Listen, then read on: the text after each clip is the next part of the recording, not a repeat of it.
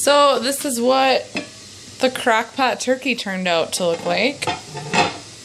Golden brown. As you can see, I've been cutting into it just to make sure that it was done, which it is.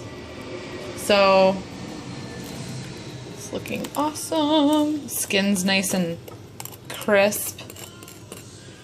Yeah, so I can't remember how many pounds this turkey was, but it was big enough that the lid was not closing all the way, so I wrapped the whole thing with some tin foil to kind of keep the heat in for the first few hours, and then it did cook down. Chickens and turkeys always kind of relax a little bit into the pot, so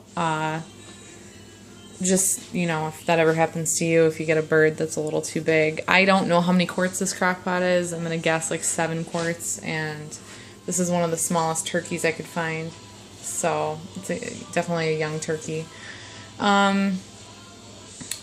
Nothing wrong with doing a turkey in the oven. I just didn't have the time for it. I put this in the crock pot at about 10 o'clock at night, so it was defrosted and it was ready to go at that time. I didn't really want to wait until today and deal with cooking it in the oven all day.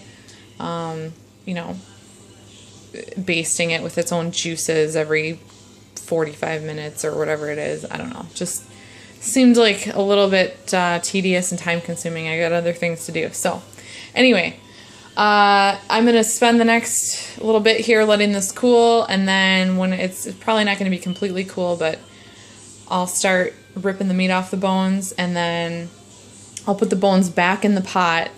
All the bones and cartilage and anything that's, you know, not really edible, I'll throw back in the pot with some filtered water and some apple cider vinegar, and I'll put that pretty much all the way to the top. And then I'm going to let that simmer for the next 24 hours, add more water, let it go another few hours, maybe like 10, and then I will see what the bones are looking like, see if things are disintegrating a little bit, and then I will remove the bones from the broth and add in some, well actually no, I won't remove the bones from the broth. I'll add in some vegetable scraps that I've got going in the freezer already. Some kale stems, some celery stumps, things like that. I set these things aside as I'm prepping food throughout the week or weeks, and I basically freeze it whenever I'm ready to do a bone broth. And so that's already ready to go. I'll add that into the bones after about, 36 hours or so, and then that will cook down for just a few more hours, maybe like 5 or 6. And then I will have myself a nice batch of bone broth, and I will remove the bones and the vegetable scraps. I may set the bones aside and reuse them at a different batch. I'll just pop them in the freezer and then add them in with some other bones later on for another batch, depending on what shape they're in. So there you have it.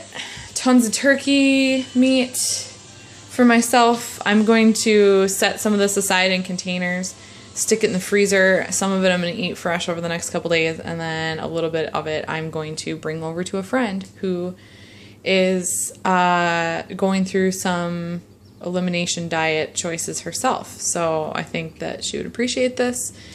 And yeah, that's about it.